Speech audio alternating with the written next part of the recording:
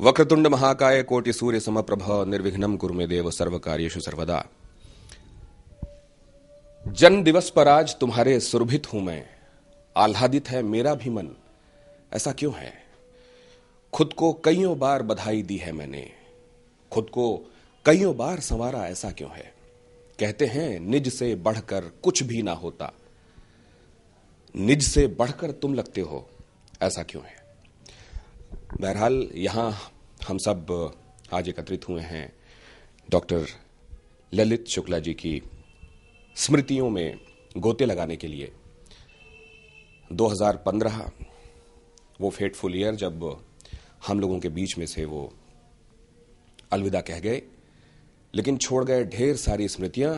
आज मैं अपनी बहन और मेरी कलीग रूपम जी के बुलावे पर यहां इन स्मृतियों में डूबने उतराने के लिए खुद भी पहुंचा हुआ हूं, और यहां बहुत खास लोग उनके स्मृतियों को संजोए हुए और आप सबसे बांटने के लिए यहां मौजूद हैं। सबसे पहले तो परिचय का एक क्रम दौर और उसके बाद इस कार्यक्रम को आगे बढ़ाते हैं। हमारे साथ शांति जी मौजूद हैं, ललित जी की धर्मपत्नी, और उनसे बेहतर और उनसे ज्यादा कौन जान सकता है उन्हें। उनसे ही परिचय का ये क्रम शुरू करता हूं और आज के मुख्य अतिथि हमारे साथ मौजूद हैं डॉक्टर रामदरस जी। डॉक्टर रामदरस बड़े मूर्धन्य साहित्यकारों में से एक, जिन्हें सरकार ने भी पद्मश्री से नवाजा। उसके अलावा रमाकांत मिश्रा जी हमारे साथ आज, रमाकांत शुक्ला जी, माफ कीजिए, सरनेम में इस गलती के लिए क्षमा चाहता हूं। मूर्धन्य संस्कृत विद्वान, उद्भट संस्कृत विद्वान। उनके बारे में अब मैं परिचय ज्यादा कराऊं ये मेरी मूर्खता होगी। हमारे साथ डॉक्टर सादिक भी हैं। मैं चाहूंगा कि आप कैमरे से उनको भी दिखाएं, जिनका मैं परिचय करा रहा हूं आप उन्हें दिखाते चलें। डॉक्टर सादिक भी हमारे साथ मौजूद हैं। डॉक्टर सादिक मेरे होम स्टेट से आते हैं, उज्जैन से। मैं मध्य प्रदेश का रहने वाला हूं, और महाकाल की नगरी से आने वाले डॉक्टर सादिक, जो उर्दू एकेडमी के भी सेक्रेटरी रह चुके हैं और उर्दू डिपार्टमेंट को भी हेड कर चुके हैं यहाँ दिल्ली यूनिवर्सिटी में, उनका भी यहाँ स्मृति गोष्ठी में मैं स्वागत करता हूं। परिवार के कुछ और लोगों से आपको मिलवा दूं। रूपम जी, लेकिन पहले रूपम जी के पास जाऊं उससे पहले बड़ी बहन, वो डिजर्व करती हैं पहले तारुफ। गायत्री जी हमारे साथ मौजूद हैं, गायत्री शुक्ला जी, जो ललित जी की बड़ी बेटी हैं। रूपाभ जी उनके सुपुत्र। उनके जहन में जाहिर है बहुत सारी चीजें आज कौंध रही होंगी। Top of the mind recall क्या है, सबसे ऊपर कौन सी स्मृतियां हैं जो उनके जहन में हैं, उनसे भी समझेंगे। और रूपम जी उनकी छोटी बेटी, और उन्हीं के बुलावे पर आज मैं यहाँ आया। और आज मुझे ये पता चल रहा है कि 8 जनवरी को जन्मदिन होता है डॉक्टर साहब का, और मैं खुद 8 तारीख को पैदा हुआ हूं, तो मुझे ये लगता है कि ये कहीं कोई 8 कनेक्शन तो नहीं। और last but not the least so far, क्योंकि बाकी मेहमानों का भी इंतजार है। जीजा जी मेरी गुस्ताखी को माफ करेंगे कि उनका मैं थोड़ा सा विलंब से परिचय करा रहा हूं। ओम निश्चल जी हमारे साथ मौजूद हैं, मशहूर समीक्षक साहित्य के। तो आइए सबसे पहले ओम निश्चल जी से ही मैं ये निवेदन करूं कि हमारे कार्यक्रम के स्मृति गोष्ठी के मुख्य अतिथि का स्वागत करें, उन्हें वेलकम करें और उन्हें एक पुष्पगुच्छ दें। बहुत स्वागत है डॉक्टर साहब। स्वागत और अभिनंदन ललित शुक्ल स्मृति संगोष्ठी में आपका। धन्यवाद। आप साहित्यिक परिवार के मुखिया हैं, हिंदी के मूर्धन्य विद्वान हैं, कवि, गीतकार, उपन्यासकार, समीक्षक। मुझे लगता है कि हिंदी वाङ्मय का जितना बड़ा आंगन है उतने बड़े आंगन में आप प्रतिष्ठित हैं। इसलिए हमारी ओर से, इस परिवार की ओर से आपका अभिनंदन, आपका स्वागत। धन्यवाद। बहुत धन्यवाद ओम जी। और डॉक्टर साहब, आपसे ही आज यादों को साझा करने का यह सिलसिला शुरू होगा, और जाहिर है आपका उनसे बहुत पुराना नाता भी है, और एक जिस वाङ्मय के आंगन का जिक्र हुआ अभी, उस आंगन में आप दोनों ने बहुत सारा वक्फा साथ गुजारा है। तो आज आपके जहन में क्या क्या है? आप आपके दिमाग में क्या क्या चल रहा है डॉक्टर साहब को लेकर? मित्रों,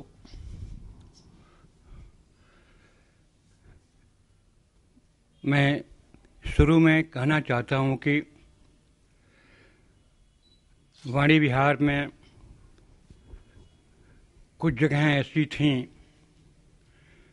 जहां जाकर वाणी का तोष मिलता था। जब भी साहित्यिक या व्यक्तिगत अकेलापन अनुभव करता था, मैं आता था यहाँ पर और घंटों हम शरीक होते थे एक दूसरे में। कुछ व्यक्तिगत, कुछ साहित्यिक चर्चाएं होती थी और लगता था कि हम भर गए हैं एक दूसरे से। शुक्ल जी से मेरा संबंध, मेरा ख्याल है कि 70s के किसी साल में हुआ था। मैं मॉडल टाउन में था और ये आए थे मोतीलाल नेहरू कॉलेज में। एक दिन मेरे यहाँ आए और अपना परिचय दिया तो मुझे लगा कि ये मात्र शिक्षक नहीं हैं, ये साहित्यकार हैं, सर्जक हैं।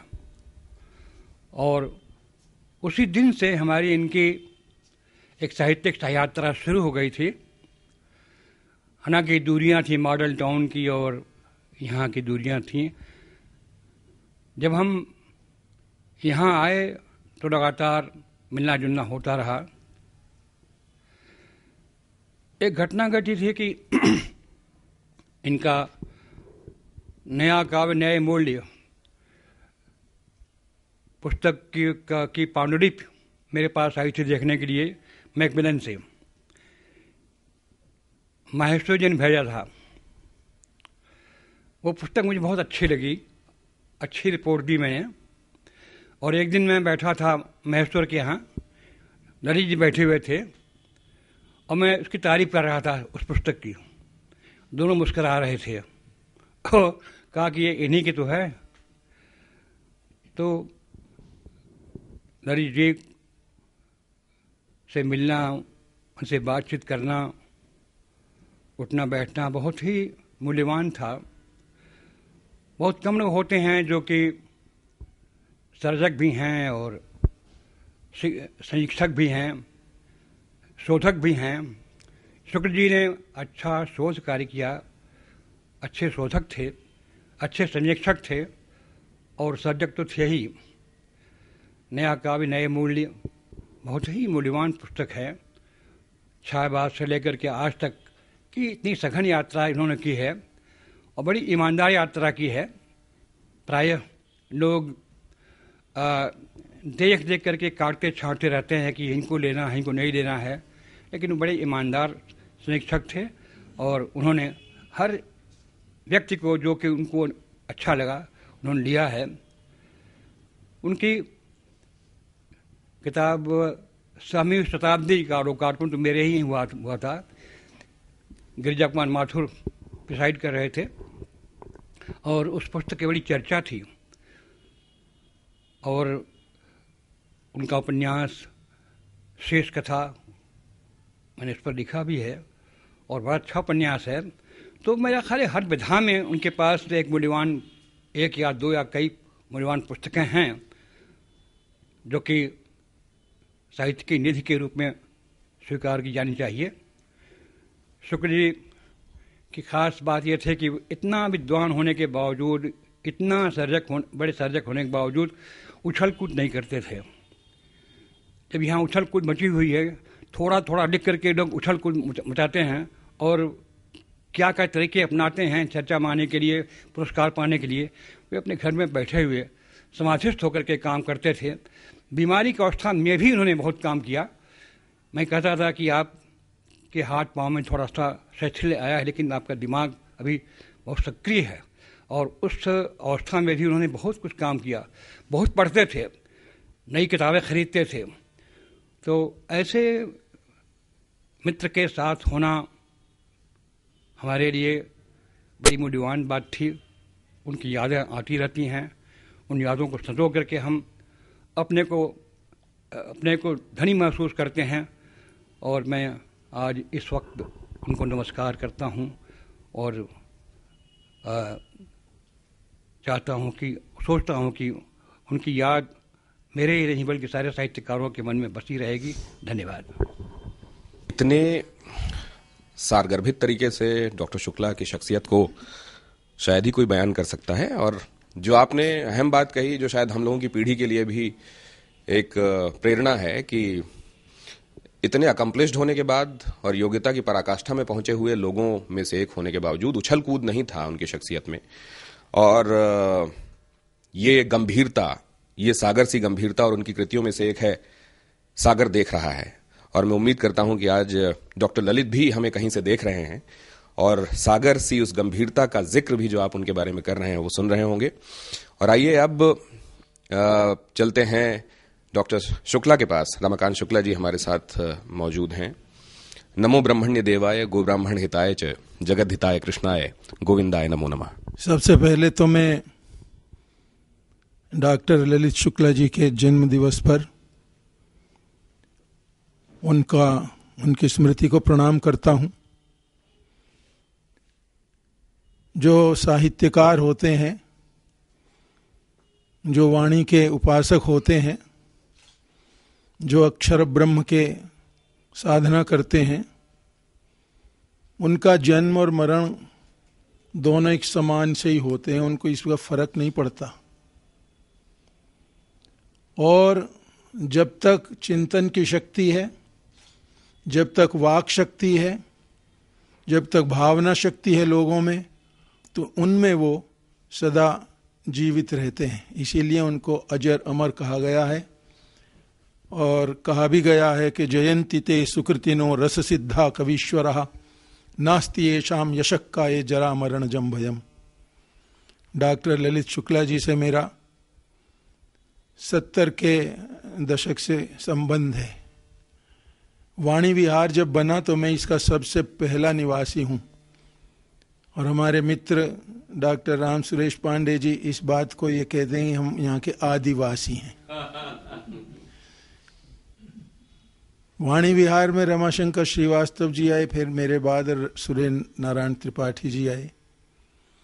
ललित शुक्ला जी और डॉक्टर राम सुरेश पांडे जी का दोनों पिछवाड़े कहीं प्लॉट था। तो मैंने इनसे कहा कि आप यहाँ आ जाइए, ये सबसे बड़े साइज के प्लॉट हैं। मेरा ये स्वार्थ था कि मेरा पड़ोस बसेगा। तो इन दोनों ने मेरे अनुरोध को मान लिया। डॉक्टर ललित शुक्ला जी ने मकान बनाया। अब उस दिनों यहाँ ना तो सड़क थी, ना पानी थी, ना बिजली था, ना इतने आदमी थे। तो मैंने उनसे प्रार्थना की कि आप मेरे मकान में एक कमरा है उसका उपयोग करें। तो उन्होंने कृपा पूर्वक मेरी बात मान ली और सीमेंट की बोरियां उसमें रखी। एक और भी सज्जन है, उन्हें भी मैंने ऐसा ही किया, क्योंकि इसमें मेरा स्वार्थ था कि मेरे पड़ोस में अच्छे आदमी आ रहे हैं। डॉक्टर शुक्ला जी ने उन्होंने अग्निपथ, एक काव्य था, अग्नि आता था उसमें शुरू में, वो मुझे दे करके आए थे। और उद्धव शतक की उन्होंने टीका लिखी, वो भी मुझे भेंट की। और जो कोई किताब उनके पास नहीं होती थी तो वो मेरे यहाँ से लेके आते थे, और जो मेरे पास नहीं होती थी वो मैं उनके यहाँ से लेने आता था। जैसे जगन्नाथ प्रसाद भानु का छंद प्रभाकर है, वो इस मोहल्ले में किसी पे नहीं है, उन पे था। अच्छा, किताब जब देते थे तो थोड़ा तड़पा के देते थे। जैसे मैं कहता था मुझे चाहिए अभी, अच्छा मैं कल को ढूंढ के रखूंगा, आप कल को लेकर आइए। तब तक प्रतीक्षा कराने के बाद जब मैं आता था तो फिर वो उसको तैयार रखते थे।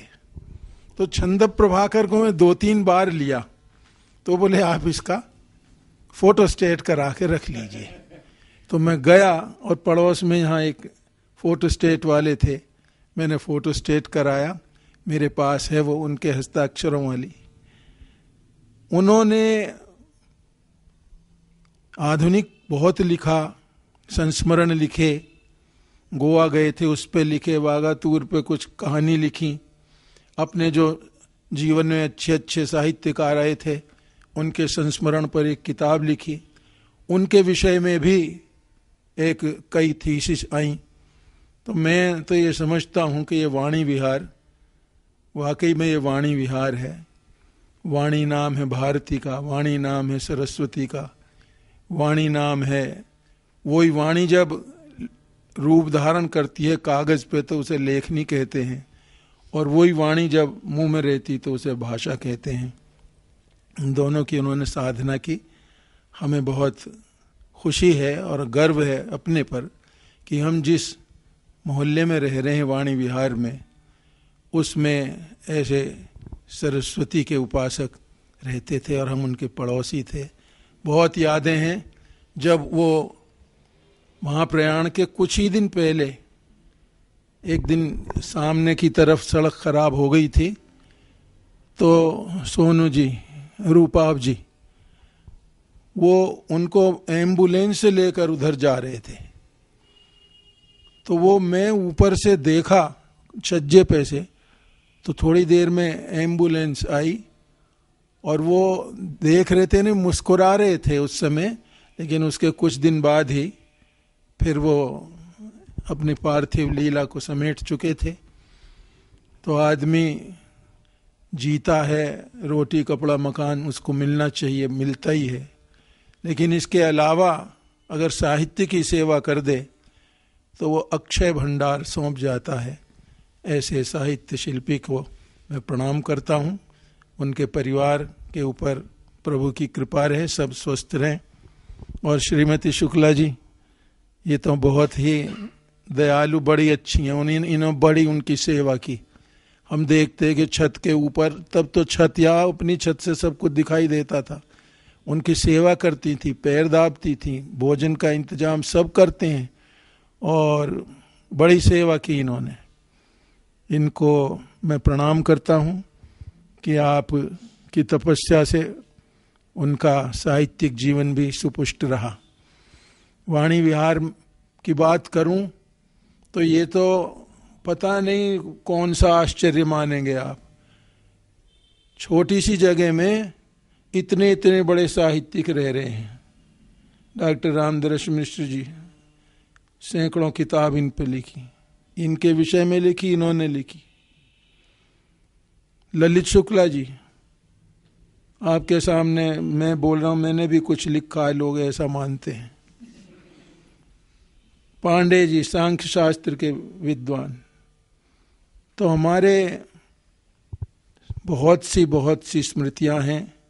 उनकी स्मृति को भी प्रणाम और उनके जयंती को भी प्रणाम। आप सबको प्रणाम। मैं अपने को बहुत खुशकिस्मत मानता हूं कि ललित शुक्ला जी मेरे आदरणीय मित्र थे। नमस्कार। वाणी का जिक्र किया, वाणी विहार का जिक्र किया, सरस्वती का जिक्र किया।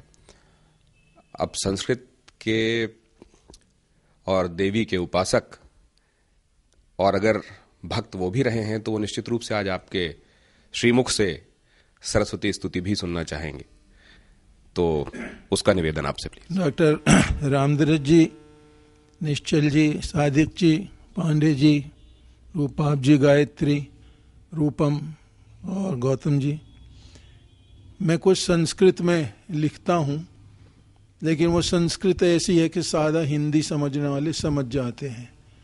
तो एक मैंने लिखी थी, इसके सरस्वती की वंदना है, वाणी वंदना। छोटा सा इसका इतिहास बता दूं। एक दफ़े इंद्रप्रस्थ वो आईपी स्टेडियम में तकनीकी शिक्षा परिषद ऐसी संस्था थी, उसके डॉक्टर नगेंद्र जी भी कुछ थे। तो उन्होंने कहा वहाँ हिंदी दिवस है, तुम आ जाना और सरस्वती वंदना कर देना। मैं कहा जी सरस्वती वंदना कौन सी करनी है? तो बोले कि वही शारदाम वाली कर देना। तो मैं गया तो वहीं आईटीओ के बस अड्डे पे मैं बैठा, कुछ जल्दी पहुंच गया था, तो मैं वहीं ये लिखी थी। है वही चीज़ जो उनके विशेषण होते हैं, मैं सुनाता हूँ। एक बार यहाँ भी आया था जब ये सरस्वती जी की स्थापना हुई थी, तो मुझे बुलाया था रूपम ने, डॉक्टर साहब थे। वाणीम वयम वंदामहे कुंदेन्दु हिम धवलाम धवलवस्त्रावृताम हंसस्थिताम वर्कच्छपि झंकृति पराम ब्रह्मेश नारायणनुताम मालाधराम पुस्तकधराम निःशेष जाड्य विलोपिनीम अक्षय्य विद्या विभवदाम वाणीं वयं वन्दामहे वाणीं वयं वन्दामहे वाणीं वयं वन्दामहे यास्ते परा पश्यन्ति का या मध्यमा या वैखरी सृष्टि स्थिति प्रलयेश्वरी सुयशस्करी मंगलकरी तामसो जनान् ज्योतिर्नयति या तां विधातुर्गेहिनीं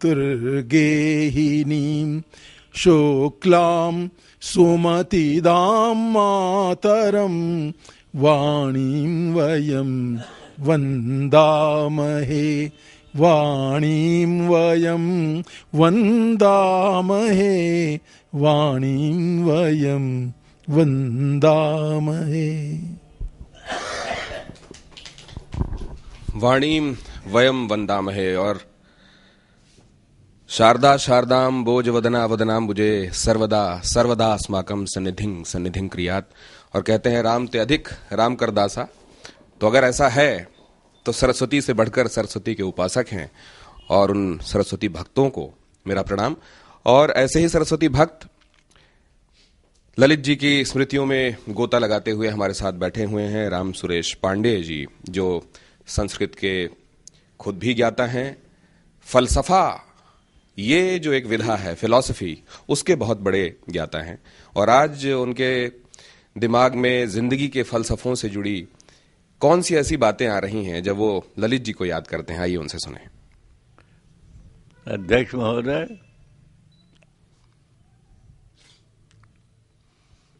मुझे डॉक्टर ललित शुक्ल की विषय में स्मृति संगोष्ठी का सुंदर आयोजन देखकर बड़ा आनंद हो रहा है। इनके विषय में मेरे स्मरण इतने अधिक हैं कि क्या भूलूं क्या याद करूं कि बात याद आ रही है, कहाँ तक कहाँ छोड़ दूं क्या बतलाऊं। ये जमीन जो है हम लोगों ने साझे में दोनों मकान के एक ही साथ खरीदी गई थी। मैं यहीं वाणी बिहार में मेरा एक प्लाट था 200 गज का। डॉक्टर सुधाकर शुक्ल के सौजन्य से यहाँ पर हम दोनों ने ये भूखंड लिया। मेरा R3, इनका R4। बाद में शुक्ल जी ने, सुधाकर शुक्ल ने प्रस्ताव रखा कि वो मुझको अपने बगल में ले जाएंगे। उनका प्लाट नंबर था 8। मैंने कहा भाई हमको ऐसा सुयोग मिल गया, इतने पढ़े लिखे गंभीर व्यक्ति के साथ मुझे रहने को मिल रहा है, ये मेरा सौभाग्य है, इसे क्यों ख़त्म करना चाहते हो? अगर चलो, अगर 2 जगह 8-9 नंबर दिलवा रहे थे मुझको, मैंने कहा अगर चलो तो हमको भी ले चलो और डॉक्टर ललित के लिए भी जगह दो। तो वो संभव नहीं हुआ, एक ही प्लाट खाली था। मैंने जानबूझ करके कहा था।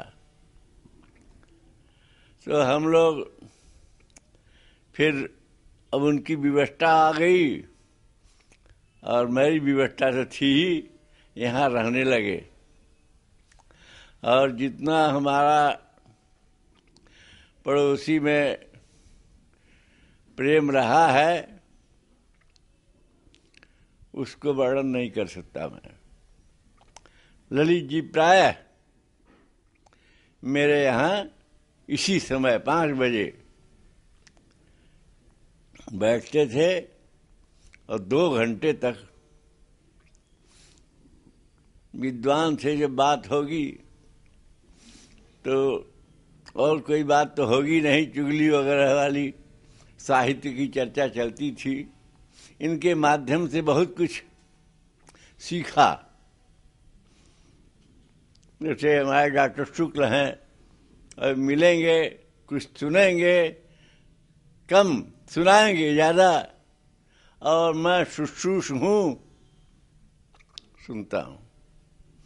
तो लेकिन इनका तो दर्शन दुर्लभ होता है, ये तो जमीन पे कम चलते हैं। ललित शुक्ल जमीन पर चलते थे और यहीं पास ही में थे, मिल जाते थे और खूब चर्चा चलती थी। हमारे साथ हम लोग जाते थे तो मोतीलाल में थे, मैं था राजधानी कॉलेज में, हमारे साथ जाते थे दिल्ली विश्वविद्यालय में पढ़ाने के लिए। वहाँ भी पूरे रास्ते में पता नहीं चलता था कि ललित जी और हम कब चले और कब पहुँच आए। समय ऐसे बीत जाता है और हमें ये उम्मीद नहीं थी कि इनकी स्मृति संगोष्ठी में आना पड़ेगा। अचानक ये हुआ और वो हमसे साथ छोड़ करके हमारा चले गए। लेकिन ये तो गति है नियत काल की। फिर भी इनसे हमने बहुत सीखा और इनके जो इनकी रचना धर्मिता है उससे परिचित हुआ। ये बड़े सफल प्राध्यापक थे, ऐसा इनके ग्रंथ से ही हमको पता चला।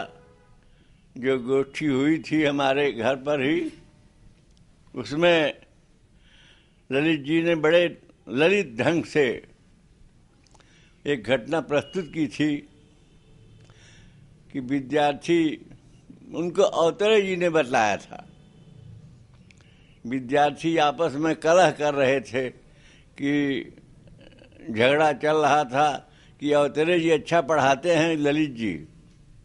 अवतरे जी पीछे पीछे जा रहे थे और बुला करके उन्होंने कहा झगड़ो मत भाई, ललित जी अच्छा पढ़ाती थी, मैं खराब पढ़ाता था। क्या नहीं साहब, हमने सिर्फ ये पूछा था, प्रिंसिपल थे वो, कहने हमने ये नहीं कहा, हमने कहा कौन अच्छा पढ़ाता है, ये नहीं कहा कि आप खराब पढ़ाती थी। लड़कों ने जवाब दिया। तो उनके एक तो प्रिंसिपल, उसने परोक्ष रूप से उन्होंने सुनी प्रशंसा। परोक्ष में तो निंदा होती है, लेकिन परोक्ष में प्रशंसा सुनी और वो प्रशंसा उन्होंने फिर मोहर लगाई कि नहीं ललित जी अच्छा पढ़ाते थे। वो घटना मुझे स्मरण हो रही है। ऐसे ही बहुत सी बातें हैं। अब ऐसे ही है, अधिक कहना संभव नहीं है। थोड़ा कहना बहुत समझना, यही कह करके मैं विश्राम। थोड़ा कहना बहुत समझना। और जब उन महापुरुषों के बारे में बात होती है जिनमें से एक डॉक्टर ललित रहे हैं, तो सचमुच स्थितियां ऐसी ही होती हैं। और कई बार ये गूंगे की मिठाई जैसा भी होता है, जिसको आप अनुभव करते हैं, शायद लोगों के साथ बांट भी नहीं सकते। और अभी ये पुस्तक जब पांडे जी अपनी बात कह रहे थे, तो मैं यहाँ देख रहा था, नासिरा शर्मा, शब्द और संवेदना की मनोभूमि, इसका संपादन किया है डॉक्टर ललित शुक्ल ने। नासिरा जी का भी इंतजार था, अभी उनकी प्रतीक्षा हो रही है। लेकिन इसमें शुरुआत में ही एक बहुत बढ़िया शेर लिखा हुआ है, और ये कपलेट जो है, इसके साथ मैं डॉक्टर सादिक के पास चलूंगा। तू ऐसा कर चल कारवां के साथ है नजीर, कि जब तू ना चल सके तो तेरी दास्तान चले। आज उनकी दास्तान चल रही है, और इस दास्तान में आगे कौन सी कड़ियां जुड़ती हैं, आइए चलें डॉक्टर सादिक के पास। डॉक्टर सादिक। डॉक्टर ललित शुक्ल का नाम जबान पर आते ही एक शेर इस वक्त मुझे याद आ रहा है कि बातें उनकी याद आती हैं, लेकिन मुझ पे ये नहीं खुलता, किन बातों पर अश्क बहाऊं, किन बातों से जी बहलाऊं। ललित शुक्ल जी से मेरा जो ताल्लुक़ था वो 25-30 बरस का रहा है, और मुलाकात उनसे जो पहली मुझे हुई थी वो भी आज भी मेरे जहन में बिल्कुल ताज़ा है कि मैं दिल्ली यूनिवर्सिटी में उस ज़माने में रीडर हुआ करता था, और ललित जी मोतीलाल नेहरू कॉलेज में प्रिंसिपल के पद पर कार्यरत थे। तो उन्होंने अपने हिंदी विभाग की ओर से प्रेमचंद पर एक कोई प्रोग्राम रखा, और उसमें लेक्चर के लिए उन्होंने कहा कि हिंदी और उर्दू दोनों के राइटर थे प्रेमचंद, इसलिए हिंदी वालों के साथ साथ किसी उर्दू वालों को वो बुलाया जाए, और मुझे इस तरीके से उन्होंने बुलाया। जब मैं वहाँ गया, मैंने लेक्चर दिया, वो इसके बाद पहले भी मुलाकात हो गई थी उनसे, उसके बाद जो बाकायदा तारुफ हुआ, तो तब मेरे जहन में ये बात याद आई कि मैं तो इनकी कविताएं वगैरह पढ़ता रहा हूँ, क्योंकि उर्दू का मैं लेक्चरर या रीडर ज़रूर था, लेकिन हिंदी से जो मेरा ताल्लुक़ था वो बिल्कुल बचपन से ही रहा है। उर्दू मेरी मातृभाषा थी, लेकिन मैं जिस इलाके में, जिसे उज्जैन कहते हैं, वहाँ हिंदी और संस्कृत इसका मेरा बैकग्राउंड रहा है, बल्कि मालवी भाषा जो है उससे भी जो है मैं काफ़ी परिचित रहा हूँ। तो ललित जी की भी कुछ ऐसी बात थी कि ललित जी उर्दू भी जानते थे, संस्कृत भी जानते थे, पाली भी जानते थे, और हिंदी में तो खैर वो लिखते ही थे। फिर बातचीत चली तो पता चला कि बहुत सारी हम लोगों की दिलचस्पियाँ यकसा हैं।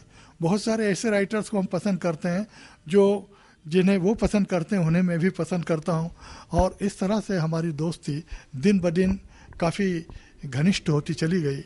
और फिर मैं उनके यहाँ आने लगा, मकान मेरा भी करीब था विकासपुरी में, वो भी आते थे।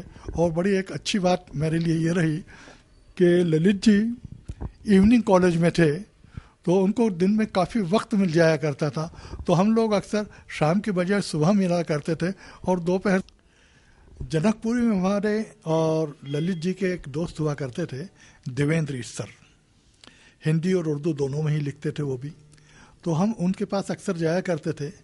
लेकिन देवेंद्र ईसर के यहाँ जाने से पहले रास्ते में एक मकान और आता था, वो था गिरिजा कुमार माथुर साहब का। माथुर साहब से मेरा भी परिचय था, तो शुक्ल जी कभी कभी कहते कि यार ज़रा माथुर साहब से मिलने, थोड़ी सी देर का काम है। और हम जैसे ही उनके वहाँ जाते तो वो इतनी ज़्यादा बातें करते, बात से बात निकालते चले जाते, बात से बात निकालते चले जाते, और सारा वक्त हमारा वहीं हो जाता। इस सर साहब के हम कभी जा नहीं पाते थे, और ये एक दो बार नहीं कई बार ऐसा हुआ है, मगर ये कि वो वहाँ शुक्ल जी के साथ जाना हुआ ही करता था अक्सर। शुक्ल जी की और भी बहुत सी बातें हैं जो याद आती रहती हैं। मिसाल के तौर पर अभी शुक्ल जी ने जिक्र किया था, रमाकांत जी ने, कि उनके यहाँ एक पेड़ भी हुआ करता था इसका, कटहल का। तो मैंने कहा कि साहब वो कटहल का पेड़ उनका बड़ा ये समझिए कि ऐसा बेहतरीन था कि उसके जब उसमें फल आया करते थे तो शुक्ल जी जो है लोगों को दिया करते थे वो, और मुझे भी मेरा हिस्सा जो है बार बार जो है पहुंचता था, और वो कटहल मैंने भी बारहा खाया है। तो कहने का मतलब ये है कि ऐसे मोहब्बत करने वाले आदमी थे, दोस्तों का इतना ख्याल रखने वाले, शागिर्दों का इतना ख्याल रखने वाले, और इसके साथ लेखन में कभी समझौता नहीं किया उन्होंने।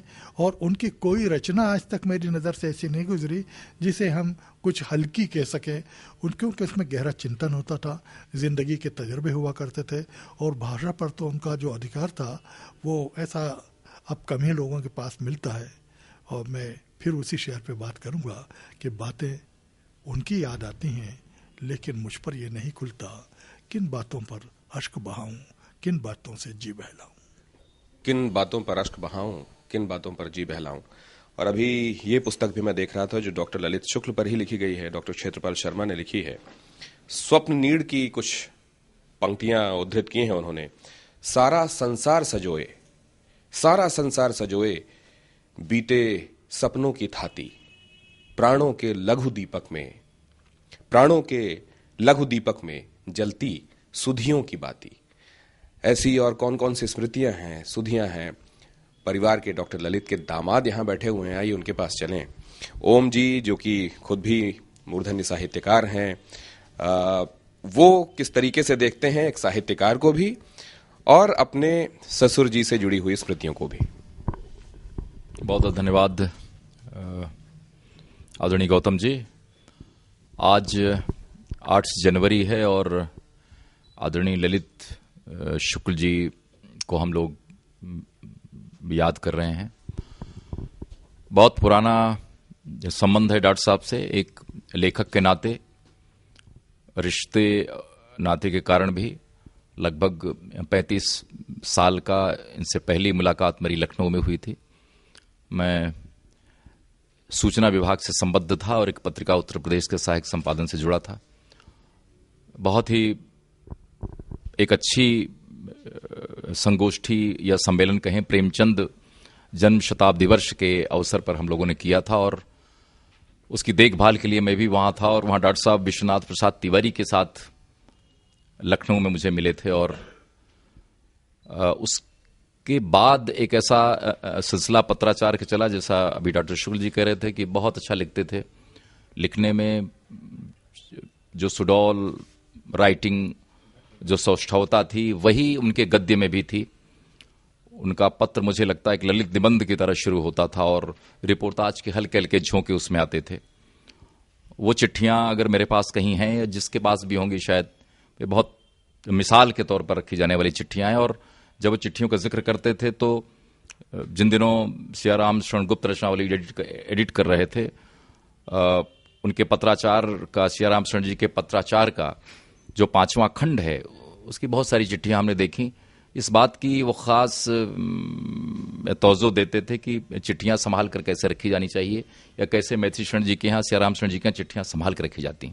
खैर, उन चिट्ठियों और खतों के किताबत से एक रिश्ता स्थापित हुआ। रिश्ते के साथ साथ जो सबसे बड़ा रिश्ता एक लेखक से होता है और लेखकी रिश्ता ही होता है, उसके साथ साथ और रिश्ते चलते रहते हैं। मैं यहाँ कभी भी इस तरह से नहीं था कि मैं दामाद की तरह आता था या दामाद की तरह मैं जाता था या दामाद की तरह बनने की कोई चेष्टाएं करता था, कोई अतिरिक्त उपक्रम, ऐसी कोई मुद्राएं, ऐसी कोई भंगिमा मैंने नहीं अपनाई। लेकिन उनके साथ साहित्य की चर्चा करके जैसे एक ऑक्सीजन सा मिलता था। हमारी कुछ बातों से हो सकता असहमत भी होते, चूंकि पीढ़ियों का अंतराल था और मिजाज में भी अंतर, लेकिन उनका जो लेखन, कई चीजें होती हैं किसी व्यक्ति के न रहने पर जब हम मूल्यांकन करते हैं, तो सबसे बड़ी बात है कि शास्त्र का अध्ययन उनका बहुत विपुल था। कोई शब्द, भाषा का कोई ऐसा प्रश्न, वे कोश की शरण लेते थे और बहुत बार हमसे भी उनकी इस तरह की बातों में शिरकत होती थी। उनका लेखन इतना विपुल था कि मैं कहूं कि हर विधा में लगभग उन्होंने अपनी पैठ बनाई। उन्होंने कविता से शुरू की, जैसा कि स्वप्न नीड़ की बात अभी गौतम जी ने की, ये शुरुआती रचना है। फिर समरजयी, और दोनों जो कृतियां हैं वे छंद में हैं और आंसू छंद का प्रभाव उसमें स्पष्ट देख पड़ता है। वो युग ऐसा था जब उन्होंने शुरुआत की थी। उसके बाद अग्निकोण एक लंबी कविता है जो बाद के दिनों में आई, और अनाहूत एक पत्रिका जो निकालते थे देवप्रकाश जी, जिसका सिलसिला उन्होंने आगे बढ़ाया। उसका देवप्रकाश स्मृति अंक भी उन्होंने निकाले, जिसमें शिवप्रसाद सिंह जैसे लेखकों ने शिरकत की। और उनकी बहुत सारी पेंटिंग्स यहाँ पर हैं। वो एक अच्छा प्रसंग है, एक मानवीय प्रसंग है। लेकिन सहमी हुई शताब्दी के पहले भी एक कविता संग्रह उनका आया, अग्नि, अंतर्गत, और अंतर्गत के बाद ये सहमी हुई शताब्दी, फिर सागर देख रहा है, एक लंबी कविता। सहमी शताब्दी और अंतर्गत में उनका जो कवि रूप है वो ज्यादा आधुनिकता के निकट होता है, नई कविता के साथ आगे बढ़ता है। यद्यपि नई कविता का आंदोलन तो बहुत पीछे छूट गया था, लेकिन समकालीनता का जो असर है, अपने समय की जो तल्ख चीजें हैं, सहमी शताब्दी में उनकी भाषा भी कहीं कहीं बहुत तल्ख है, लेकिन अंतर्गत में बहुत ही जीवन के की छोटी छोटी चीजें हैं, अनुभूतियां हैं, उनको उन्होंने सहेजा है। मुझे लगता है कि एक तरह से उनके भीतर का जो कवि है वही गद्य के विभिन्न विधाओं में सांस लेता है। वे संस्मरण लिखते हैं तो जैसा अभी डॉक्टर सादिक जी कह रहे हैं, जैसे उनकी पत्रों की भाषा होती थी वैसे संस्मरणों की भाषा भी होती थी।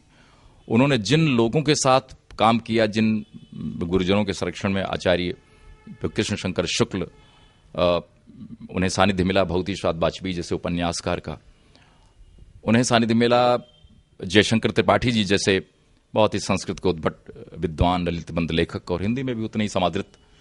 उनका दायरा जैनेन्द्र से होता हुआ गिरिजा कुमार माथुर और अपने समय के बहुत सारे लोगों से।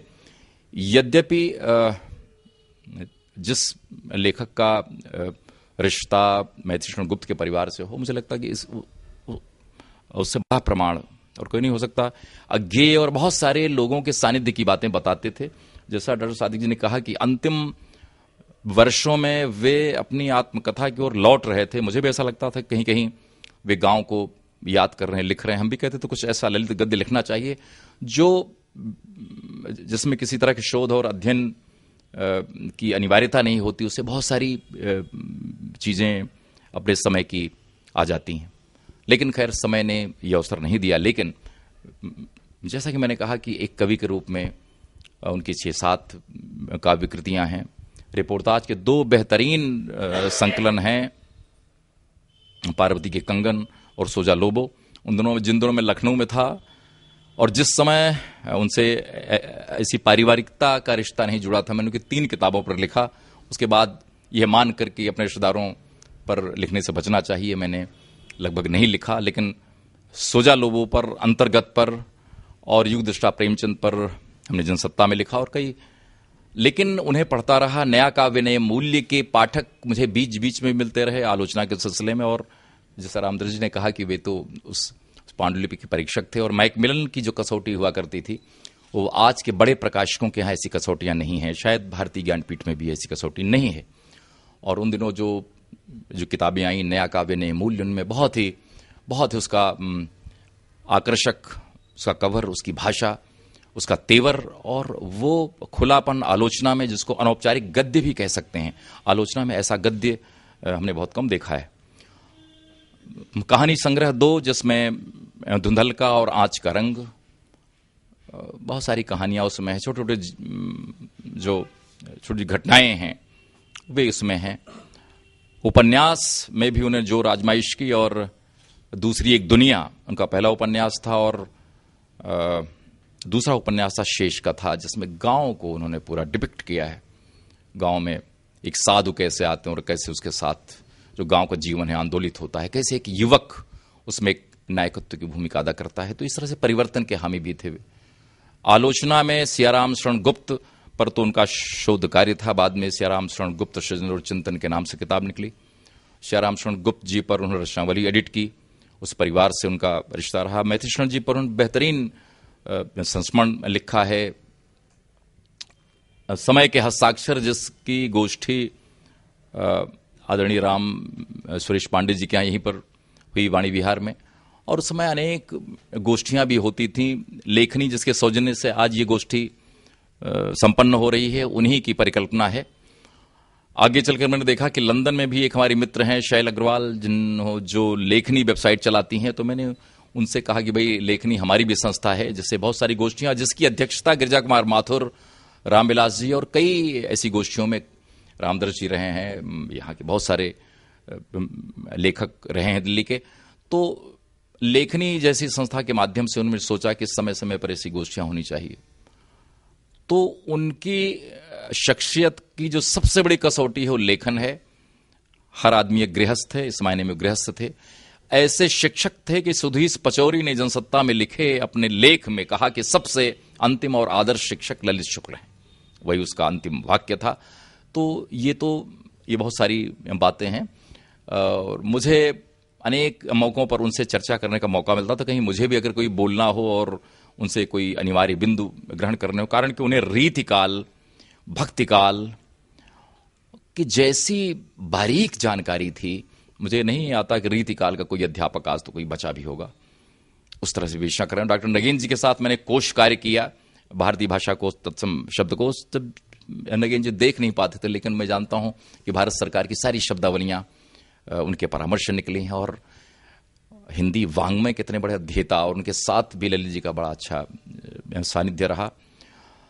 तो कविता, कहानी, उपन्यास और संपादन, अद्भुत उनका संपादन होता था। अभी आप देख रहे हैं कि अंतिम शायद जो किताब है नासिरा जी पर ही थी, जिन्होंने नासिरा जी उनके संपर्क में थी, उनकी बहुत सारी बातें, और बिना लेखक को समझे मैं अगर कोई चीज असावधानी में कुछ कहता तो विशल अंतरानी की श्रेणी में रखते थे कि तुम तो ऐसे बोल जाते हो।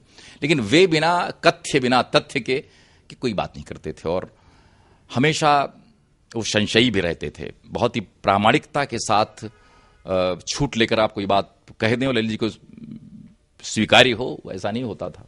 तो बहुत ही अपने समय के जागरूक और कभी कभी बीच में इतने मेमायर्स। मैंने ठाकुर प्रसाद सिंह जी के साथ काम किया है, श्रीलाल शुक्ल जी मेरे डायरेक्टर थे, और बहुत सारी बातें उस समय गिरधर गोपाल, लखनऊ बहुत ही समृद्ध हुआ करता था और इतने लोगों के सानिध्य में रहा हूं। लेकिन ठाकुर प्रसाद सिंह के पास बहुत सारी स्मृतियां थी। मैं कभी कभी जिक्र करता था, ललित जी ठाकुर प्रसाद सिंह से नहीं मिले थे, वे नहीं जान सकते थे कि ठाकुर प्रसाद सिंह जैसा कोई शख्स है। रामदास जी जानते हैं, इन्होंने संस्मरण भी लिखा है। और वे भी अचानक इस दुनिया से उनका अवसान हुआ और बहुत सारी स्मृतियां जो ठाकुर प्रसाद सिंह के पास थी, वैसी ही स्मृतियां अपने संगी साथियों के, अपने लेखकों के, बहुत सारे संस्मरण ललित जी के साथ थे। मुझे नहीं पता था कि अचानक ऐसे बिना किसी मुहूर्त के, हमारे यहां जाने का भी एक मुहूर्त होता है, एक कि भाई ठीक है, अब अगर कोई रहे न रहे कोई फर्क नहीं पड़ता। जैसा कहा कि नास्ती ये शाम यशा का ये जरा मरजम भयम। लेकिन प्रारब्ध जैसा होता है, लेखक अपनी कृतियों में जीता है। आज हम उन्हें याद कर रहे हैं तो उनकी बहुत सारी कृतियों के बहाने, उनके कृतित्व के बहाने, उनके सौजन्य, उनकी शख्सियत, उनकी मिलनसारिता, उनका आतिथ्य। मुझे लगता है कि इस गोष्ठी में अगर वे होते तो अब तक शायद एक आध प्रसाद वितरण हो गया होता, उसका दूसरा दौर चल रहा होता। बाल साहित्य पर बड़े लोग कलम नहीं चलाते। आदरणीय रामदास जी की तो 100 से ज्यादा किताबें हैं। अभी मैं कल गिनती कर रहा था लेखक से मिलिए कार्यक्रम में। लेकिन ललित जी ने यह पूर्ति भी की, उन्होंने 4-5 पुस्तकें बच्चों की लिखी। चलो दिल्ली चलें, एक ऐसी पुस्तक भी लिखी कि अगर कोई दिल्ली नहीं गया तो वो दिल्ली में क्या देख सकता है। बाबा तुलसीदास, प्रेमचंद, जो कि, और प्रेमचंद का उर्दू अनुवाद भी हुआ। बहुत सारी जो गतिविधियां हैं ललित जी की, वे अध्यवसायिता का परिणाम थी। यहां बहुत सारी पुस्तकें, महाभारत है, यहां पर एक ऐसा कोश है बांग्ला में जो हिंदी में ऐसा कोई विश्वकोश नहीं बना है, जो शब्द और उसके पूरे तात्पर्य को थेसारस की तरह सामने रखता। और मुझसे उन्होंने कलकत्ता से विशेष आग्रह पे मंगवाया था। यहां मद्दाह के कोश से लेकर जितने कोश हो सकते हैं वे हैं। साहित्य की बहुत ही बुनियादी और मूलगामी जानकारियां उन्हें थीं। वे उस परिवेश, उस युग, उस अध्यवसायिता के उपस्थ थे जिसके बारे में कहा जा सकता है कि चमन में हम बिना सींचे बढ़े हैं, यह कुब्बत है, मेहरबानी नहीं है। तो अपने बलबूते उन्होंने एक गांव छोटा सा जो नेवादा, प्रतापगढ़, उत्तर प्रदेश, अवध का इलाका, वहां से होकर वे कानपुर आए। कानपुर से डीलिट तक की शिक्षा प्राप्त की और डीलिट होने के उपरांत वे दिल्ली आए और दिल्ली उनकी कार्यभूमि रही। और जैसा कि कहा कि सायंकालीन महाविद्यालय होने के नाते उन्हें बहुत सारी स्थितियां सुलभ थीं कि वे अपने अध्ययन को व्यवस्थित तरीके से चला सकते थे, एक गृहस्थ का जीवन भी जी सकते थे। सारी मिलनसारिता, सारी अध्यवसायिता को संरक्षण दे सकते थे। और जैसा कि वाणी विहार, ये जो पूरा परिवेश है जो आज बाजार के हवाले है, जिसे कुछ लोगों ने सुरक्षित रखा है अपने बुनियादी रूप में, बुनियादी स्वभाव में, उसमें डॉक्टर रमाकांत शुक्ल हैं, रामशेष पांडे जी हैं, आदरणीय रामदर्श मिश्र जी हैं। वे लोग हैं जिनके नाते अभी भी वाणी विहार सार्थक है। और ललित जी, जिनका ये संकल्प था कि वे अंत तक इसको इसी तरह से रखेंगे, इसमें कोई कायाकल्प, कोई विकार नहीं आने देंगे, वैसा है अभी। और जो आगामी पीढ़ी है उनकी, जिसमें कि रूपाभ हैं, रूपम हैं, ये लोग इस विरासत को आगे और संभालें। और किसी भी साहित्यकार के कहीं पर होने का अर्थ यही होता है कि कम से कम उसका अपना परिवेश, उसका अपना सानिध्य, उसका समाज उस जगमग, उस सुगंध से आपूरित रहे। मुझे लगता है कि ये बहुत बड़ी साधना होती है। आज का जो समाज है वो साहित्य के प्रति बहुत उन्मुख नहीं है, कुछ उदासीन है। लेकिन फिर भी इतनी शताब्दियां गुजरी, इतने सारे लेखक, सारे अमरता के आकांक्षी, लेकिन शब्द हमेशा अक्षय होता है और उसकी खोज करने वाले लोग आते हैं, वे आएंगे बहुभूति। इसीलिए बहुत आश्वस्त थे कि कोई समान धर्म ऐसा होगा जो कि उसे पढ़ेगा। मैं आश्वस्त हूं कि ललित जी ने जितना भी जीवन जिया, सार्थक जिया। विडंबना है कि 2 किताबों के बल पर लोग समादृत होते हैं 50-60 कृतियां लिखने के बाद, और जिनमें जीवन के बहुत सारे ऐसे रहस्य हैं कि आप उन्हें पढ़ें तो लगेगा कि एक व्यक्ति पूरा एक उपन्यास है, एक पूरी कहानी है। बहुत सारी अंतर कथाओं से आप गुजरते हैं। लेकिन समाज जैसा भी है, हमारे भीतर ये संस्कार बना रहे कि हम ललित जी और उन जैसे समान धर्मा लेखकों के प्रति ऐसे ही विनम्र, ऐसे ही प्रणतिपूर्वक रहें और उनको हमेशा भी याद करते रहें। उनके बहाने अपने पूरे समकालीन परिवेश की जो साहित्यिकता है उसको याद करते रहें। मैं ही कामना करता हूं, उनकी स्मृति को नमन करता हूं और बहुत धन्यवाद आपको। धन्यवाद ओम जी। और आपने जिस ललितपूर्ण तरीके से ललित जी के बारे में बातें रखी और जिस ओजस्वी वाणी के साथ आपने उनके बारे में बताया, आपकी वाणी से मेरा पहला परिचय हो रहा है और मुझको लगता है कि यही वाणी रही होगी जिससे प्रभावित होकर आपके गुरु ने यह फैसला किया होगा कि अब ये मेरा दामाद बनने लायक कोई है। बहरहाल, घर के भीतर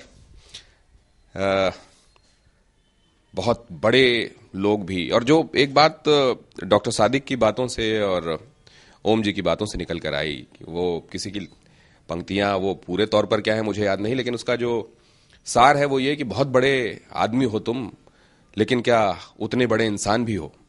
और ये साबित होता है यहाँ स्मृतियों से कि वो उतने बड़े आदमी होने के साथ साहित्य की दुनिया का उतना बड़ा हस्ताक्षर, उतना सशक्त हस्ताक्षर होने के साथ साथ उतने ही बड़े इंसान भी थे। घर के लोग कैसे याद करते हैं, गायत्री जी से इसकी शुरुआत करें और जिन बातों को अभी उनके पति महोदय ने सामने रखा है उनमें से किन किन बातों को वो भी समझती हैं कि बिल्कुल उसी तरीके से उन्होंने बखान किया है, और उसके इतर कौन सी बातें हैं जो बताना चाहती हैं। यहाँ पर उपस्थित सभी लोगों को मेरा प्रणाम। मैं कहाँ से शुरू करूँ, थोड़ा सा असमंजस सा हो रहा है।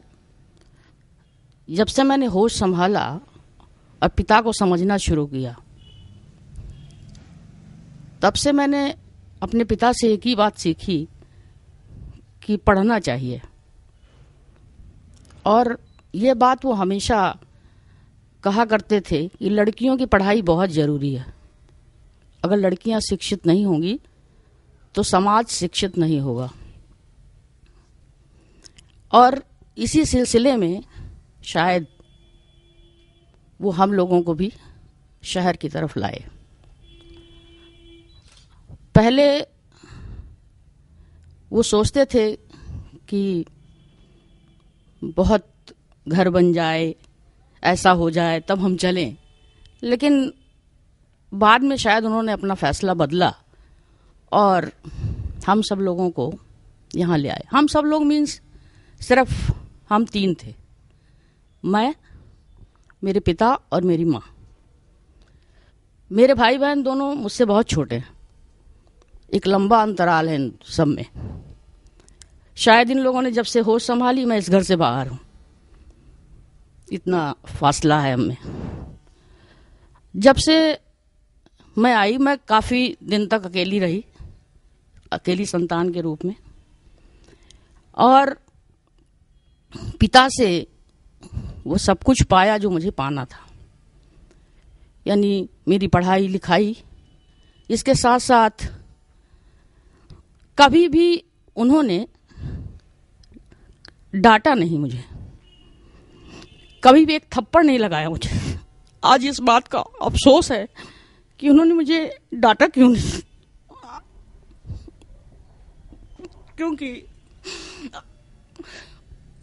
अब तो डांट खाने की आदत सी पड़ गई है। मेरी आंखें नम हो रही हैं, बहुत कुछ कहना चाहती हूँ, लेकिन ये ना कहने के लिए ही होता है। इस समय मेरी बेटी बहुत बीमार चल रही है, और मैं कहूं तो वो मृत्युशैया पर ही है। उसने कुछ लिख करके दिया है। हमेशा मेरे, जब मैं यहाँ आती हूँ, अपने बच्चों के साथ आती थी, तो पिताजी मेरे उनसे कविताएं सुना करते, और उनकी कविताएं सुनने का आशय ये होता था कि ये लोग कविताएं याद करें। उनकी जिंदगी में ऐसा नहीं था कि वो भागते फिरें, दौड़ते फिरें, वो थम कर चीजें सुनते थे, और बच्चों का दिल बहुत ही अच्छे तरीके से समझते थे वो। इसीलिए उन्होंने, उनकी वजह से मेरे बच्चों को पता नहीं कितना कुछ याद है। और जो बेटी मेरी आज बीमार है, उसने कुछ रामावतार त्यागी जी की पंक्तियां लिख करके एक रीडिंग में मुझे दिया, जो मैं अभी लगाऊंगी यहाँ पर।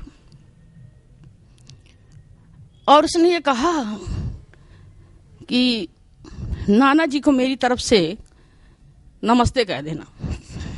मैंने कहा बेटा, नाना जी को नमस्ते तो तुम यहां से भी कर सकती हो।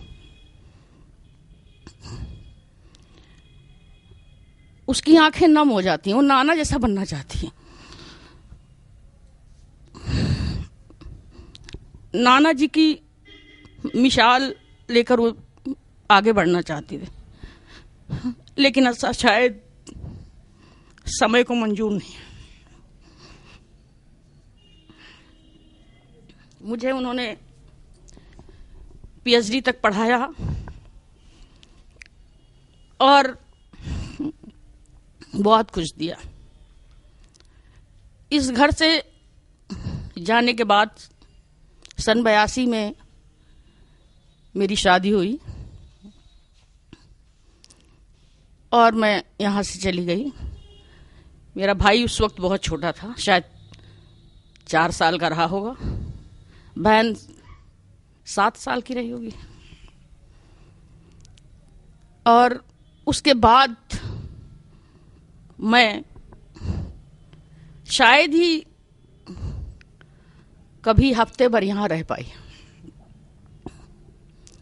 इसका कारण शायद ये भी था कि हम बहुत पड़ोस में आके बस गए। तो यही होता है, पड़ोस में जब लड़की रहती है तो उसको रहता है कि भाई जल्दी चलो यहाँ से, उसका घर उसे पुकार रहा है। लेकिन हमेशा मुझे अपने पिता की कमी अखरती रहती है। हर वक्त वो मुझे याद आते रहते हैं। हमेशा उन्हें लगता है कि मैं पढ़ूं, मैं लिखूं, मैं आगे बढ़ूं, लेकिन समय कहीं मुझे पीछे खींचता है। आज मेरे पास सब कुछ है, लेकिन कुछ घाव ऐसे हैं जो अंदर अंदर मुझे कुरेदते रहते हैं। ना लिख पढ़ पाने का घाव, और समय का भाव, परिवार का बोझ, गृहस्थी का बोझ, कभी कभी लगता है कि कहीं मैं टूट तो नहीं रही हूं, मैं खत्म तो नहीं हो रही हूं। लेकिन फिर पिता की याद आती है तो लगता है नहीं, तुम्हें अभी और आगे बढ़ना है, और चलना है, और कुछ करना है तुम्हें। और उन्हीं की ताकत शायद मुझे आज यहाँ खींच लाई। यद्यपि मैं भी चाहती थी कि मैं ना आऊं, लेकिन फिर भी मैंने कहा नहीं, मैं ही जाऊंगी, क्योंकि हर बार तो मैं जाती थी उनके जन्मदिन पर। और दिन में सुबह से लेकर वो न मालूम कितने फोन मुझे करते थे आने के लिए, आओ यहाँ, तुम्हें यहाँ आना है, बच्चों को भी लाना है। और हमेशा खुश रहते थे, हमेशा खुश रखने की कोशिश करते थे। अच्छा खिलाना, अच्छा पहनाना, अच्छी बातें करना, यही उनकी जिंदगी का ध्येय था, उद्देश्य था। मुझे ही नहीं, परिवार में मेरे जो दादाजी वगैरह थे, उनके बच्चों को भी वो गांव से घसीट कर शहर तक लाए और पढ़ने के लिए प्रेरित करते रहे। कई कई वर्षों तक उन्होंने अपने साथ रखा, उनका बोझ उन्होंने उठाया, उनको पढ़ाया लिखाया। और हमेशा ये कहते थे परिवार के साथ चलना चाहिए, परिवार के साथ रहना चाहिए, परिवार की भी आवश्यकताएं हैं, उनको पूरा करना चाहिए। मैं भी उनके बताए रास्ते पर चलती रही और चल रही हूं। मेरी भी यही कोशिश है कि मेरे पिता ने जो मुझे रास्ता दिया, उस रास्ते पर मैं चल सकूं। आज यह दिन एक यादगार के रूप में ही नहीं है, ये तो मेरी जिंदगी का एक हिस्सा है, क्योंकि उन्हीं के खून पानी से मैं बनी हूं और उन्हीं जैसा मुझे करना है। हाँ, इतना जरूर है कि लिखने पढ़ने की जो कमी मुझे खरती है, वो मुझे शायद नहीं मिल पाएगी। इन्हीं शब्दों के साथ मैं आप सब लोगों से क्षमा चाहती हूं कि मैंने जो कुछ बोला वही सच है, इसके सिवा कुछ सच नहीं। अपने भावों को व्यक्त कर पाना, और वो भी पिता के संदर्भ में, वो भी एक अकम्प्लिश्ड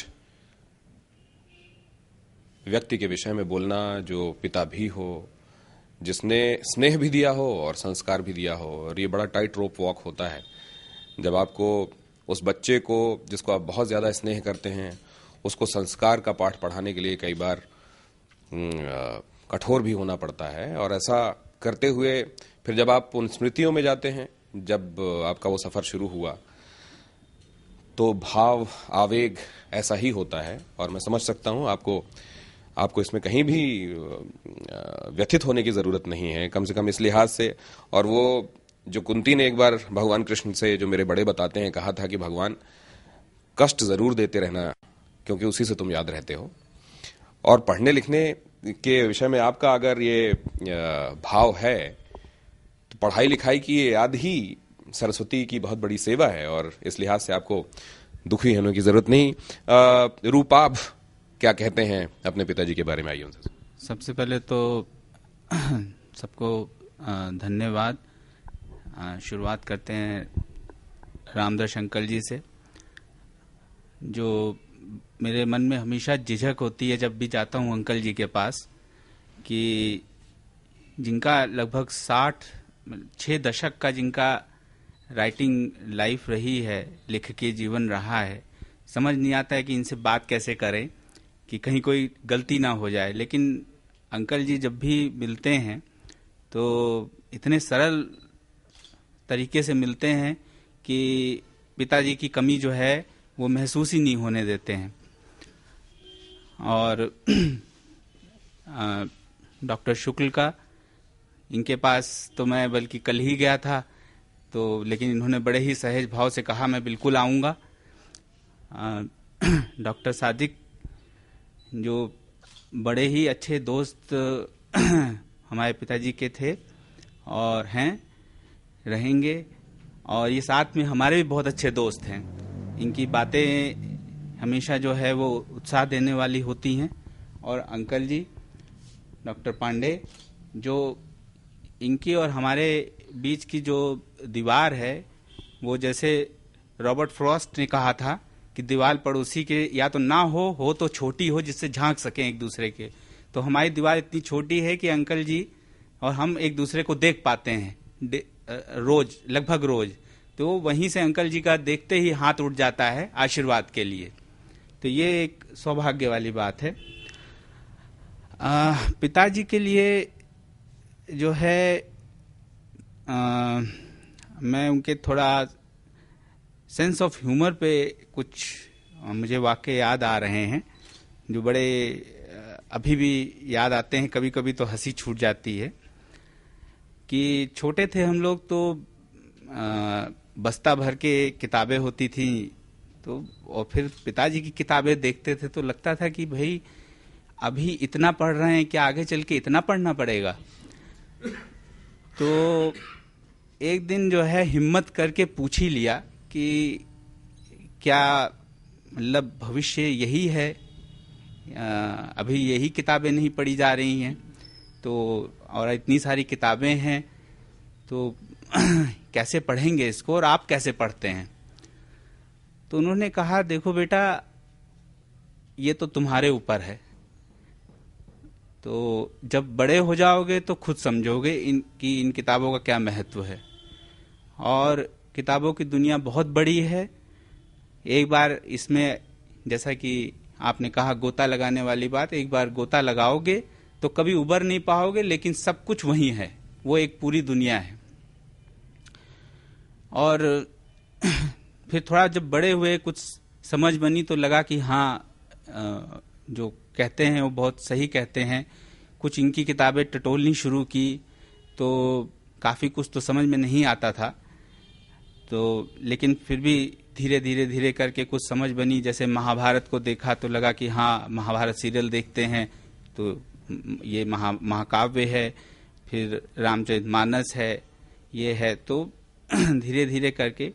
और एक खास बात ये भी थी कि इन किताबों में जो केवल हिंदी की ही किताबें नहीं थी, इसमें संस्कृत की, जैसा डॉक्टर शुक्ला जी ने बोला, इसमें संस्कृत की, इसमें उर्दू की, इसमें अंग्रेजी की, इन्हीं किताबों में मुझे कामू और सात्र भी मिले। तो एक जो उनका जो दायरा था वो बहुत बड़ा था, पढ़ने का जो दायरा था वो बहुत बड़ा था। फिर ऐसी एक बार बातचीत में जो है पूछा मैंने कि ये बताइए कि भाई अगर पूछा जाए कि शिक्षा क्या है तो उसका क्या जवाब होगा, सबसे सरल जवाब क्या हो सकता है। तो उन्होंने कहा देखो, एक रैक ऐसा है जिसमें महाभारत भी रखी है, कुरान भी रखी है, गीता भी रखी है, बाइबल भी रखी है, तो शिक्षा यही है और शिक्षा कुछ नहीं हो सकती। अगर उसका सबसे आसान जवाब यही हो सकता है कि शिक्षा यही है और ये सबसे बड़ी शिक्षा है, यही अगर हम सीख लें तो फिर हमें और कुछ सीखने की जरूरत नहीं है। क्योंकि यहाँ वाणी विहार में बहुत से साहित्यकार रहते थे, तो बाहर से जो लोग आते थे दूसरी कॉलोनी से, तो होता ये था कि वो लोग ज्यादातर या तो कहीं से लौटते हुए आते थे या यहाँ होते हुए कहीं जाते थे। तो मुझे याद आ रहा है कि एक बार रामदास अंकल जी के यहाँ से कोई आए जो है सज्जन, तो वो आके बैठे, तो उन्होंने थोड़ी देर बातचीत हो गई जब, तो उन्होंने, पिताजी ने कहा कि अब चाय मंगवाते हैं आपके लिए। तो उन्होंने कहा देखिए, चाय तो हम रामदास जी के यहाँ से पी के आए हैं। तो उन्होंने कहा अच्छा, वहाँ से आप चाय पी के आए हैं तो उस चाय में जरूर गजल रही होगी। हमारी चाय कविता वाली चाय है, तो आप यहाँ कविता वाली चाय पी लीजिए। तो जोर से चिल्ला के बोले, अरे भाई सोनू, चाय मंगाओ और उसमें देखना थोड़ा कविता भी मिली हो। तो इस तरह के बड़े सारे वाक्य याद आते हैं जो है, और अब उन्हीं यादों के सहारे जीना है, और आप सब लोगों का आशीर्वाद है, ये बहुत ही सौभाग्य वाली बात है। तो इसी के साथ मैं धन्यवाद देना चाहता हूँ आप लोगों का, आए, आप लोगों ने समय निकाला और मेरे आग्रह को जो है माना और समय दिया। बहुत बहुत धन्यवाद। कम विज्ञापन होते हैं जो आपको छू कर जाते हैं, लेकिन अमिताभ बच्चन का वो विज्ञापन जिसमें वो कहते हैं कि माता पिता कहीं जाते नहीं हैं, वो आपके साथ, आपके भीतर, आपके चारों ओर होते हैं, आपके डीएनए में वो हैं, आपके अंदर आप जो महसूस कर रहे हैं असल में वो भी, वो अनुभूति भी वही है। तो खासतौर से गायत्री दीदी से मैं कहूँगा कि दुखी ना हो और जल्द अच्छी हों, आपकी बेटी भी, ये कामना भी हम करते हैं। और आप जब याद करें हम उनको, तो मेरे बड़े मामा को मैंने देखा था जब मेरे नाना नहीं रहे, उनका परमपद हुआ, तो सब लोग दुखी थे, जैसा होता है अमूमन। तो उन्होंने आके कहा कि इसका तो परम उल्लास मनाया जाना चाहिए कि उन्होंने एक शानदार तरीके से अपना जीवन जिया, हम लोगों को संस्कार दिए, मूल्य दिए, और उसके बाद उनको जाना था, वो चले गए। अब उनको मूल्यों को हमको संभाल के रखना है। हालांकि ये कहना आसान है, करना मुश्किल। रूपम जी, वो ललित जी का लालित्य उनमें हमेशा झलकता रहा। जी न्यूज़ के ज़माने से मैं उनको जानता हूँ, वो मेरी सीनियर होती थी और उनके साथ काम मैं किया करता था, काफ़ी उनसे सीखा मैंने। और फिर एक वक्फा ऐसा हुआ जब हम लोग साथ में नहीं थे। बहुत कम बोलती हैं और मुझसे इतने सालों में अगर मैं कुल याद करूं कितने बार बात हुई होगी, तो बस चलते उतरते सीढ़ियों में कभी कैसे हो, बढ़िया, बस इसके अलावा कोई बात नहीं हुई। लेकिन वो गांभीर्य और वो लालित्य बताता था। और मुझे आज के पहले, अभी 2 दिन पहले, ये भी नहीं मालूम था कि उनकी पारिवारिक पृष्ठभूमि क्या है, लेकिन वो समझ में आता था कि कुछ है, कुछ अनोखा है, और वो अनोखा आज मुझे यहाँ उनके घर तक ले आया। रूपम जी क्या सोचती हैं अपने पिताजी के बारे में? आइए। मैं कुछ वाकई बताऊंगी आप लोगों को जो पिता के साथ मेरे गुजरे हैं। एक बार पापा कुंभ मेला में गए थे, उस पे बाद उन्होंने रिपोर्टाज लिखा था, मेला सोता नहीं। तो आए तो बड़े, उसके साथ एक छोटी सी डिबिया थी। उन्होंने कहा तुम्हारे लिए बहुत अच्छी चीज़ लाए हैं कुंभ मेले से, और काफ़ी दिन के लिए गए थे, 15 दिन तक टेंट में रहे थे वहाँ, और अच्छा एक्सपीरियंस था वो उनका। तो सोनू, मैं बहुत छोटे थे हम लोग, इधर उधर हम कहते थे कि आज दिखाएंगे तुमको, कल दिखाएंगे। आखिरकार तीसरे दिन में कहा नहीं, आज तो दिखाई दीजिए, नहीं तो अब तो हम स्कूल नहीं जा रहे। तो फिर वो कहे अच्छा ऐसा करो, उसमें डिबिया में वहाँ अंदर जाके ये है, उसको ले आओ। तो ले आए, तो उसके बाद मुट्ठी बंद करवाई और उस पर रगड़ा। बोले बताओ ये क्या है? क्या पता नहीं क्या है, सुगंध आ रही है, कुछ क्या है? बोले देखो ये कस्तूरी है, तुम्हारे लिए कस्तूरी लाए हैं। अब कस्तूरी से बड़ा वो हो गया, रोज कस्तूरी निकाली जा रही है, कस्तूरी सूंघी जा रही है। अचानक कस्तूरी की गंध चली गई। एक दिन ऐसा हुआ, 2-4 दिन नहीं निकाली गई। फिर पता चला कि किसी बुढ़िया ने उनको काफ़ी महंगी वो कस्तूरी बेची थी वहाँ पर, और उन्होंने कहा था ठीक है कोई बात नहीं, बच्चों ने कस्तूरी नहीं देखी होगी तो कस्तूरी ले ली जाए। तो ऐसे ही एक बार गांव से आए पापा, वहाँ काफ़ी दिन रहे और आए, तो अखबार में लिपटा हुआ एक बड़ा सा अखबार, उसमें लिपटा हुआ, बोले कि एक गिफ्ट है तुम लोग के लिए। तो क्या गिफ्ट है भाई, बड़ा चाव से खड़े थे हम लोग। तो गिफ्ट खुला तो उसमें बया का घोंसला था। तो बया का घोंसला मतलब हम लोगों को शहर में हमने बया का घोंसला कभी देखा नहीं था। तो उन्होंने कहा देखो ये बया का घोंसला है, ये इस तरह से टंगता है, और एक फोटोग्राफ भी जिसमें बया के घोंसले, तमाम बया के घोंसले टंगे हुए थे। और उन्होंने पूरा समझाया देखो ये पूरा आर्किटेक्चर है इसका, इसकी ये नीचे से घुसती है और ये बोतल नुमा है, और इसका क्या, इस तरह की चीज़ें बहुत होती थी हमारे घर में। छोटी छोटी चीज़ों को लेकर बड़ा रहता था कि यहाँ से आए, अचानक पूछ देते थे। मैं ऑफिस से आई, अगर मैं ऑफिस से कहीं और चली गई और उन्होंने हेडलाइन देखी, हेडलाइन क्या है, तो वहाँ चाहे कोई बॉस मेरी क्लास ले न ले, घर में ज़रूर मेरी क्लास हो जाती थी कि ऐसा क्यों हुआ, ऐसा क्या किया, ऐसा क्यों कह रहे हैं ये लोग। तो हर चीज़ का जवाब देना पड़ता था। और ऐसे इस चैनल पर ये क्यों चल रहा है। तो काफ़ी चीज़ें थी पापा की यादों में अच्छी। और जैसा कहा, हम लोगों को कभी मारा नहीं, हमें एक भी थप्पड़ नहीं याद है। डांट देते थे, लेकिन खिलाने पिलाने का शौक़ था। कोई आने वाला हो, डॉक्टर सादिक आने वाले हैं तो रूपम जो है तुम देख लेना, तो बहुत सारा सामान पहले से मंगा के रख लेते थे। खिलाने पिलाने का उन्हें बहुत शौक़ था। मैं कहती थी पापा आप मंगा लेते हैं लेकिन किसी को कहते नहीं हैं। टेबल पे कई बार सजा रह जाता था, उसको बोलते नहीं थे, इतने बातों में मगन रहते थे कि आपने तो किसी को कहा ही नहीं, उन्होंने तो कुछ खाया ही नहीं। बोलते थे अब क्या कहते हैं, साहित्य से मन भर गया, साहित्य से पेट भर गया, अब क्या खाएं। इस तरह से हम याद करते हैं। आप लोग सभी लोग आए, बहुत अच्छा लगा। दिनेश आए, ये तो और भी अच्छा लगा। शुक्रिया। रामायण का पाठ पिताजी ने मुझको कहा कि 5 दोहा रामायण जरूर किया करो। पिताजी हमारे आसपास खानदान में, गांव में सबसे पढ़े लिखे और इंजीनियर बनने वाले पहले व्यक्ति रहे हैं। तो उन्होंने कहा कि बेटा, थल विहीन तरु कबहू की जामा, अगर वो धरती नहीं होगी तो उसमें फिर वो पेड़ नहीं उगेगा। तो इसको, धरती को तैयार करने के लिए, जमीन बनाने के लिए जरूरी है कि तुम ये सब पढ़ो। और उसमें बहुत सारी बातें जो कही हैं वो पिताजी बताते हैं कि वो कोडिफाइड हैं, वो कूट है जिसको आपको समझना, डिकोड करना पड़ता है।